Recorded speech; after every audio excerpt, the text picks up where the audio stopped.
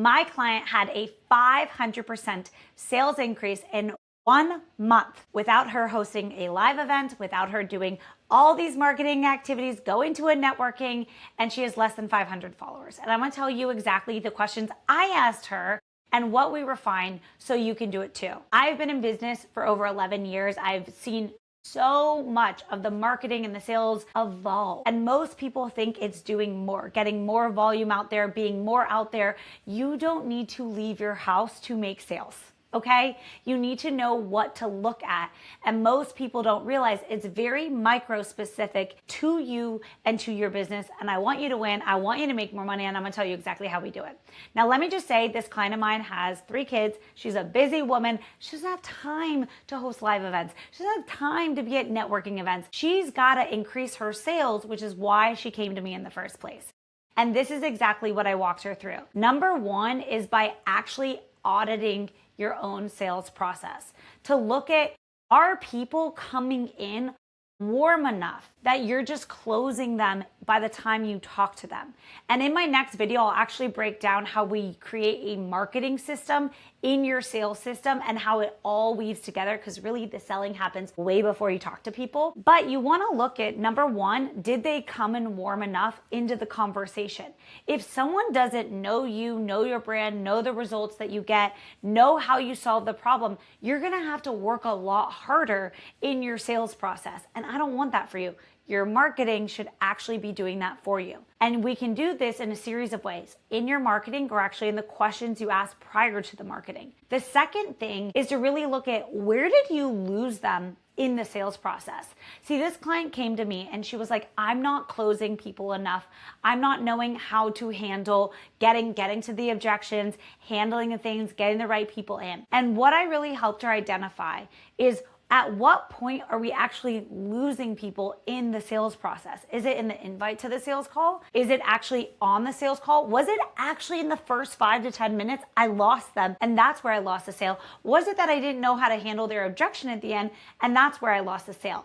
And see, what you don't realize is that actually increasing your sales is by creating micro shifts in your sales process, which is very personalized to you. And so you want to look at, where are you actually losing people in the sales process? Are you not knowing how to invite people into sales calls? Are you actually not creating enough rapport in the beginning that people don't feel connected to you? They don't care what you say the rest of the call. Are you actually not handling objections like a boss? And what I mean by that is you're willing to sit with someone and ask them the questions that they're unwilling to ask themselves. And what you don't realize is that sales is really simple. Let me break this down for you. So I did this just the other day with someone who joined my program inside of Wealthy Woman. And one thing that I did is I personally slowed down the experience to make sure that someone is with me every part of the sales process. If you think about sales as a human experience, what makes you want to hang out with people? What makes you want to go to someone's party? What makes you want to be friends with them? Because there's a connection every point along the way. And each step, you still feel connected to that human being. And now if you're approaching your sales, your marketing, your sales from this place of, okay, let me do this, or let me get to the next question, let me rush through this call, let me get you to watch my thing, and they're not with you as a person, they don't feel connected to you each point, it doesn't matter.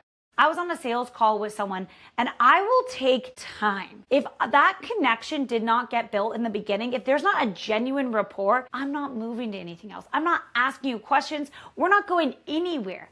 And this is why sales is not scripted. The way you do sales is not scripted. You need to understand sales philosophies, principles, and get the practice of how to actually sell effectively. This is also why inside of my program, we practice a lot, because you need to understand how to run a sales process that feels actually genuine. And I get it. Most of the time, the reason you feel ingenuine is because you're scared, you're nervous, you don't really know what you're doing because you learn scripted ways instead of actually embodied ways of actually selling.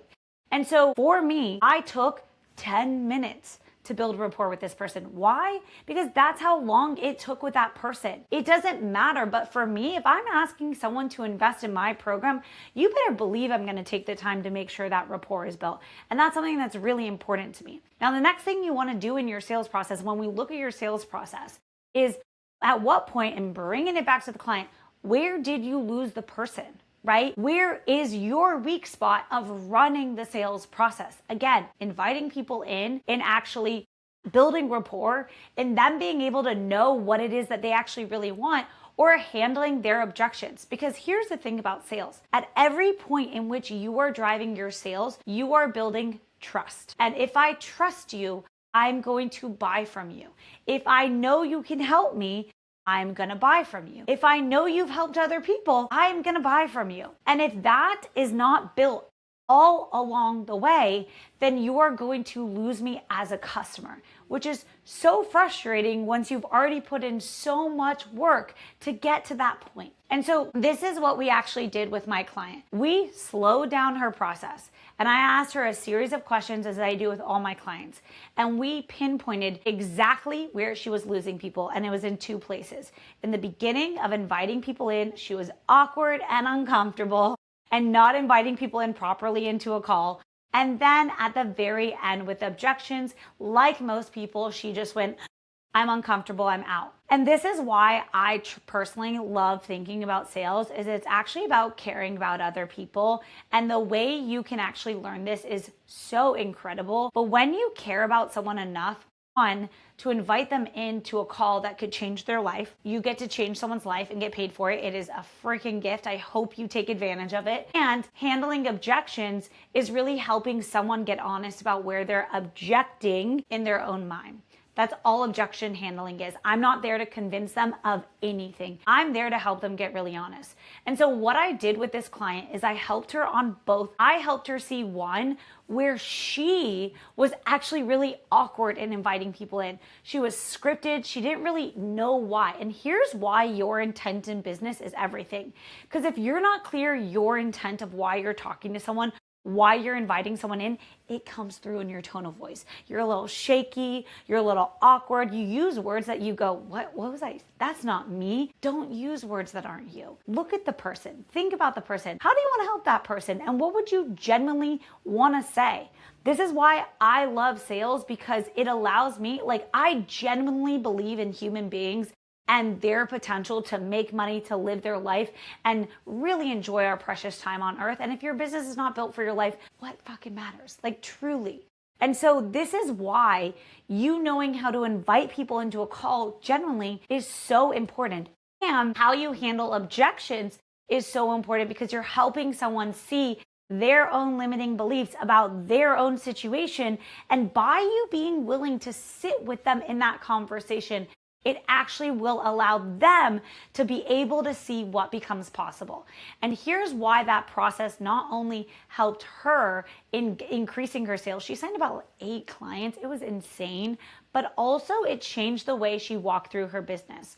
Because when you start to see your sales process as truly an avenue to help someone change their lives, and you realize that it's just fine-tuning the way you're approaching, the questions to ask, how you handle it, that you realize that you actually not only can impact people's lives, but you can also change the result of your financial future by knowing the right questions to ask at the right timing. There are points in a sales process where people really do need you to ask deeper questions about them. There's points in a sales process where you also want to be softer in your approach. And that's why for this client, one of the biggest things that we also did with her is she is a carer. She cares so much about the people she was talking to. But she was caring to the point where she was merging and actually buying into their own beliefs of limitation. And it was causing her to not hold an actual mirror of what becomes possible. Because a lot of times in sales, when people think they can't have what they want, they don't have the money, they don't have the time, whatever it is, they're really just buying into their limited viewpoint of their personal circumstance. And when you over empathize with someone, when you care so much and you're just in it with them and you go, I get it, you are buying into their own limiting belief. And it honestly cuts the sale, because who wants to hire someone who buys into their own limitation? I want to hire the person who's like, hi, I see your limitation. I'm not buying into it. Here's another way. If you want it, here you go. And that's why we're not convincing anyone of anything. And when she did this, she was able to raise her prices and actually close all of her sales calls because she focused on actually holding what becomes possible for someone instead of limiting them. And that's why I always say sales, when done right, is actually a gift to another human being, because I've lived through enough experiences offering sales calls, seeing people change the future of their lives, seeing women invest in my own program when they felt like they didn't have the money and make beyond triple back. And they go, oh my God, if you didn't hold me in that fire in that moment, I wouldn't be here. My life would be totally different. And so when I say your services have the power to change someone's life, they do. But if you over empathize with their hardships, their limitations, why they think they can't, you're disempowering them, and they're actually just being reinforced that their victimhood to their life is going to control their life again. And this is why I love sales, because at the end of the day, selling someone on what you do is actually selling them on a life that they didn't think that they could have for themselves. And is it going to cause them to overcome their own fears, overcome their own limitations? Yes. And that's why the real transformation and the real change actually happens in the sale, not even when they get started. Because it's the moment that someone says, yes, I'm choosing to do this. I'm choosing to do this for myself. I'm choosing to do this for my life. They have now made a shift that puts them into an empowered state, which is why selling this way, just to be clear, is the kindest thing we could possibly do. And this is how my client had a 500% in sales. But more than anything, the way she looks at her life and her business, and even she said to me, wow, the model I get to be for my girls is a totally different woman. And for me, that's what I truly care about is, yeah, she's making sales, but most of that, by her not buying into other people's limitation, she's not going to buy into her own limitation. She's not going to buy into the world's limitation. And when you truly sell from a place of seeing what's possible for people and holding up the mirror of their possibility, they will thank you again and again. And this is why I truly believe of selling in a way that is actually heartfelt, actually authentic, and very humanistic. There is strategy. There are right time, right questions. But there's also a way of how we handle sales that actually supports people. And in my next video, I'll show you how we actually design your marketing system to do 80% of the selling for us, because we don't need you doing all the selling. We're just helping people get confirmed that you are the right choice for what it is that you do. So you can go ahead and watch the next video when it comes out. And all you need to know is that 500% increase in sales is absolutely possible. And when you know what the exact thing in your sales process needs to refine, then go solve for it, because that's actually where the change is going to happen, not by you doing more.